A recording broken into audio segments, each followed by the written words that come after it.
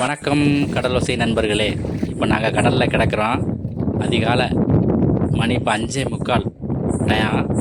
நம்ம இப்போ கடலுக்கு போயிருக்கும்போது நமக்கு கடலில் ஏதாச்சும் ஒரு ஆபத்து ஆயிடுச்சு அப்படின்னா நம்ம எப்படி நம்ம காப்பாற்றிக்கிறது அப்படிங்கிறத நம்ம இதில் பார்ப்போம். இப்போ நாங்கள் போட்டில் வந்து வலையை போட்டு வலை பிடிக்கிறதுக்காக நாங்கள் கிடக்கிறோம். எங்கள் பக்கத்தில் பாருங்களேன், தூரத்தில் வந்து 3 போட்டு கிடக்குது. அந்த 3 போட்டு வந்து நாங்கள் அவங்கள பார்க்கும்போது எங்களுக்கு அங்கேருந்து பார்க்கும்போது நாங்கள் கிடக்கிறது அவங்களுக்கு தெரியும். அது கிடக்குவாங்க பக்கத்தில் தூரத்தில் பார்த்தீங்கன்னா தெரியும். 3 போட்டு வரிசையாக அந்த பக்கம் போட்டு அந்த ஒரு போட்டு கிடக்கு, பக்கத்தில் அந்த ஒரு கிடக்கு பார்த்தீங்களா. இப்படி நாங்கள் பக்கத்தில் தான் இருப்போம். அந்த ஒரு போட்டு தெரியுது பாருங்கள். அதுக்கு அந்த ஒரு போட்டு தெரியுது பாருங்கள். இப்படியே வந்து அங்கங்கே பக்கத்தில் தான் அந்த போட்டுகள்லாம் கிடக்கும். எங்களுக்கு ஏதாச்சும் ஒரு ஆபத்துன்னு சொல்லிட்டு நம்ம கூப்பிடும்போது அவங்க வந்து நம்ம இது பண்ணுவாங்க. திடீர்னு இன்ஜின் ரிப்பேராக போயிடுச்சு அப்படின்னா கட்டி இழுத்துக்கிட்டே கரைக்கு கொண்டு வந்துடுவாங்க. இதுதாங்க மீனவர்களுடைய ஒரு ஒற்றுமை அப்படிங்கிறது. நாங்கள் அவங்கள நோட் பண்ணிட்டு தான் இருப்போம்.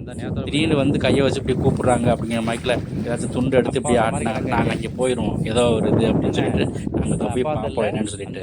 நமக்கு ஏதாச்சும் ஒரு இதுன்னா நம்ம ஒரு சிக்னல் கொடுக்கும்போது அவங்க இங்கே வருவாங்க. வலையெல்லாம் பிடிச்சிட்டு நம்மளை வந்து பார்ப்பாங்க, என்ன சொல்லி கேட்பாங்க. இது தண்ணி எண்ணி வேணுமா அப்படின்னு சொல்லிட்டு கொடுப்பாங்க. இல்லை இன்ஜின் ரிப்பேராக போயிடுச்சா, இன்ஜின் ஸ்டார்ட் ஆக மாட்டேங்குதா, ஏதாச்சும் அவங்க ஸ்டார்ட் பண்ணி பார்ப்பாங்க. இல்லை ரிப்பேர் ஆகி போச்சு அப்படின்னா அவங்க கட்டி இழுத்துட்டு கரைக்கு கொண்டு வந்துடுவாங்க.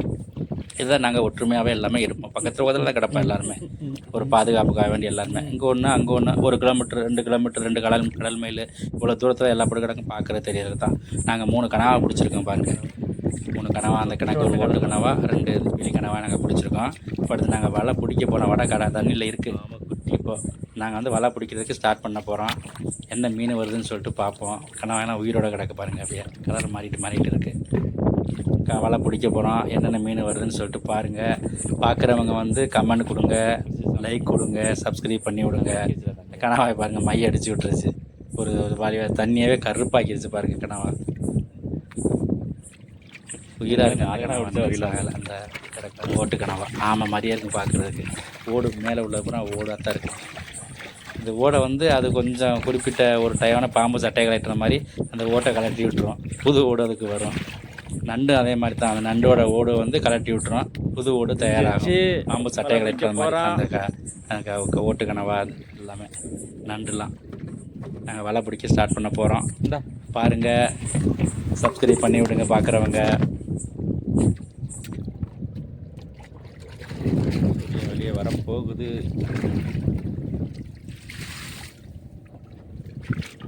மூணு கனவா பிடிச்சி போட்டிருக்கோம்.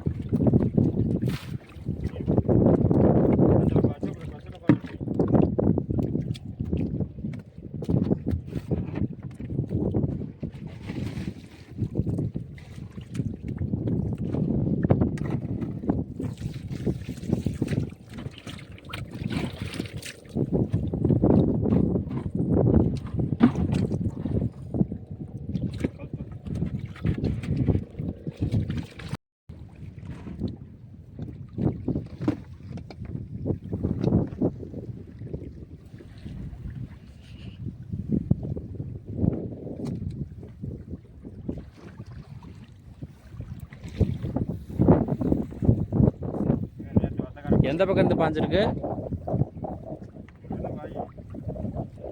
நமக்கு தானே பயனப்போ.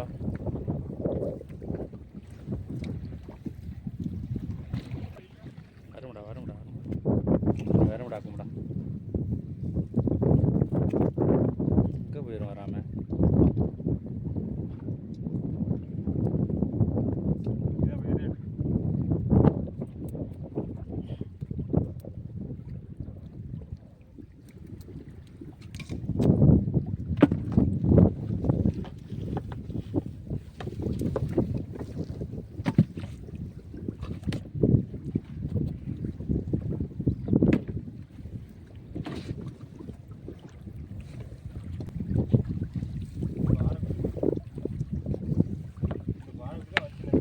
அள்ளிக்கிட்டோம்.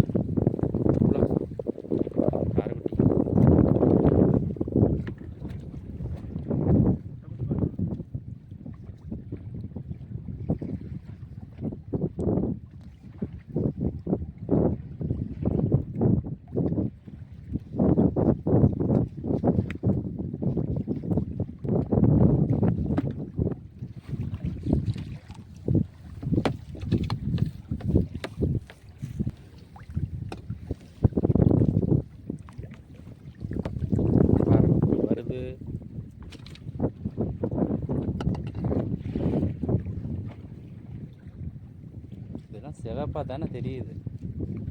சிக்கிட்டு போனா தூண்டியில் பிடிச்சா அப்போல்லாம் அந்த வலையை விட்டால் கூட பட்டு தான் இருக்கும். இந்த மாதிரி வலையை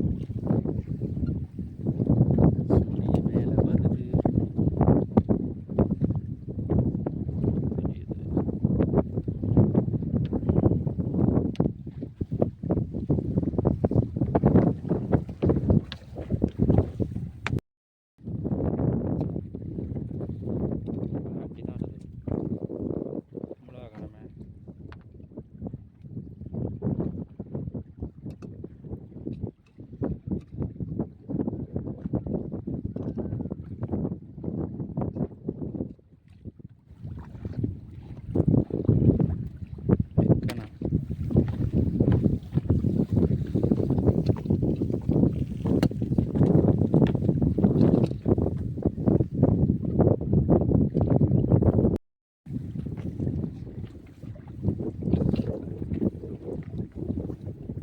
கொய்யெல்லாம் பிடிக்கிறதுக்கு கப்பலுக்குள்ளே போகணும்.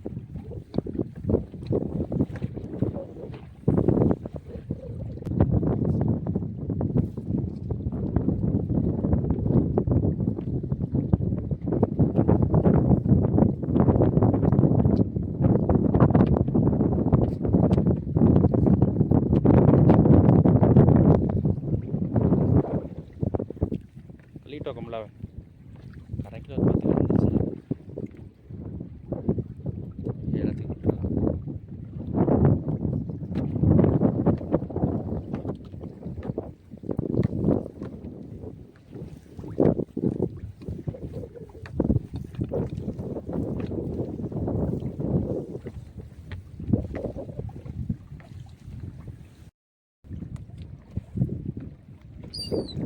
அதான் எவ்வளோ தெரியும். அப்படியே மொத்தமாக அடிச்சுட்டு போயிடுச்சுங்க. அப்படியே ஏலத்துக்கு